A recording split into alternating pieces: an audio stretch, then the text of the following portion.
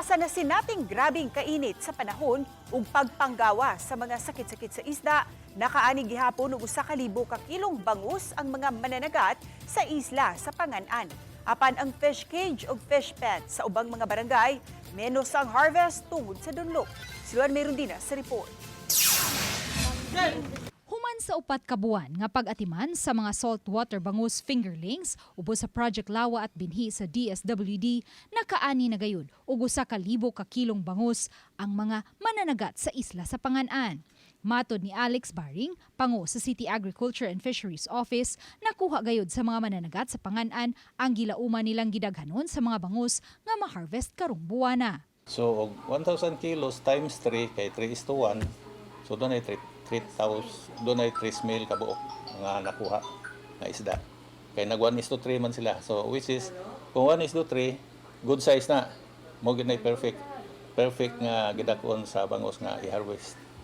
4 months old. Gihulagway ni Baring nga kritikal ang buwan sa Mayo alang sa mga nagmintinar og mga fish cage ug fish pen. Gawa sa grabing kainit sa panahon nga makapaubos o makapamenos sa dissolved oxygen capacity sa tubig nga gikinahanglan sa mga isda, manggawas usab ang mga sakit-sakit sa mga isda nga gitawag nila og dunlok.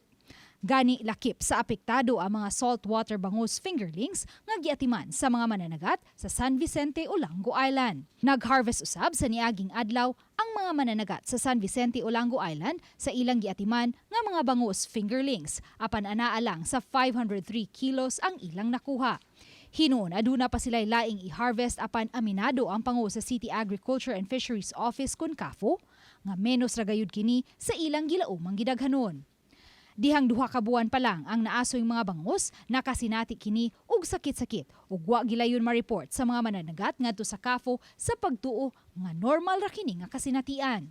Dihang gipaybaw ko nila, ako silang gingnan nga dili na ordinaryo lang nga kining unsay nga naning samad.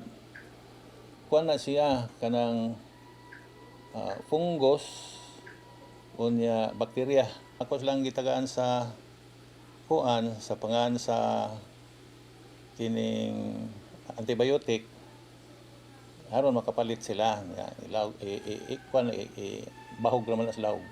Lakip sa apektado usab ang mga bangus fingerlings nga giatiman sa mga mananagat sa Barangay Ibo.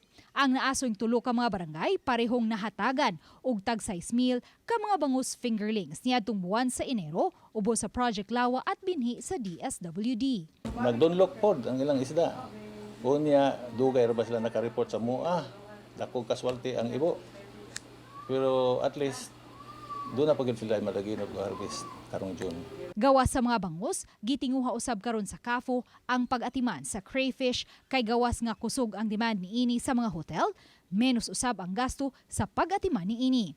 Sa pagkakaroon, gipangandaman na sa City Agriculture and Fisheries Office ang posible unyang pag-igo sa Super El Nino aron matudluan usab ang mga mananagat sa mga angayang buhaton aron di mahiagom o grabing danyos ang ila unyang mga giatiman nga bangus.